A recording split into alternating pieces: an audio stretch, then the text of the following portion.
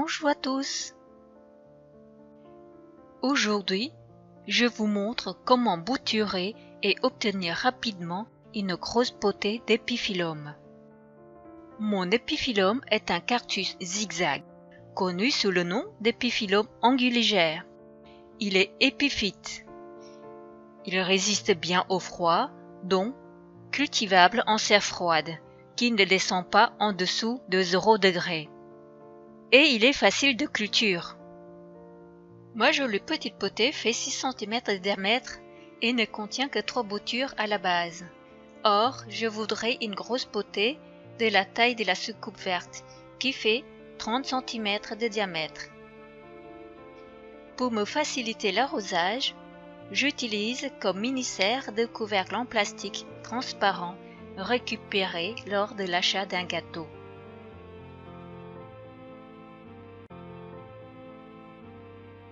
Je place au centre une bouteille trouée avec du gravier pour la lester. Puis une couche de drainage grossier fait de billes d'argile et d'écorce de pin. Je la couvre d'une bonne couche de mélange de terre de bruyère et de toube et d'un peu de granulé d'engrais. Je finis la couche superficielle avec de la toube exclusivement. J'humidifie le substrat en versant un demi-litre d'eau dans la bouteille percée. L'eau diffuse dans la couche de drainage et remonte par capillarité à la surface.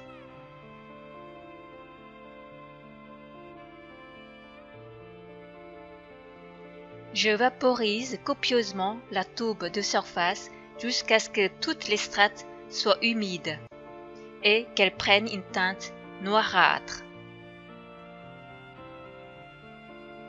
J'ai détaché les tiges des zigzags et puis je les découpe en morceaux de 5 cm de long.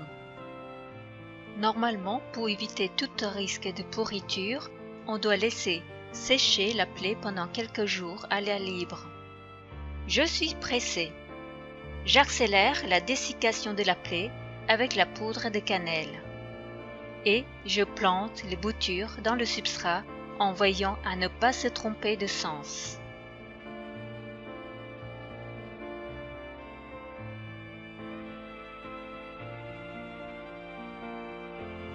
Je finis mon piquage par une vaporisation.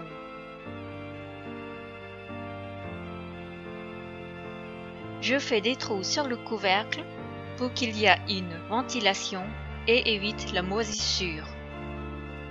Je place ma mini-serre devant ma baie vitrée située au sud pour qu'elle reçoive beaucoup de lumière et au chaud à l'intérieur.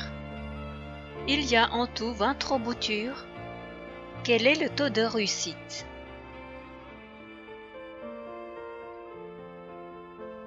Je n'ai pas de photo intermédiaire. Au bout de 3 semaines, les tiges commencent à émettre des nouveaux bourgeons. Voici mes boutures au 9 mai 2020, soit 3 mois après.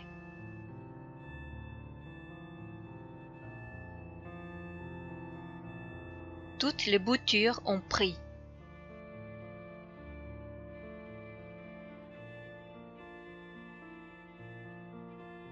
Pour l'arrosage, quand le substrat de fond du plateau commence à prendre une teinte brune de toube sèche, je verse environ un demi-litre d'eau dans la bouteille percée. L'eau diffuse en profondeur, laissant la surface sèche, ce qui évite le problème de moucherons. Pour les petites potées, je fais une trempette rapide quand le substrat se décolle de la paroi du pot. Voici ma bouture de 3 tronçons 1 an après. Les tiges font plus de 30 cm de long. La vidéo se termine. J'espère que ma petite vidéo vous a plu. N'hésitez pas à me laisser un commentaire ou des questions. Je vous remercie et vous dis à bientôt.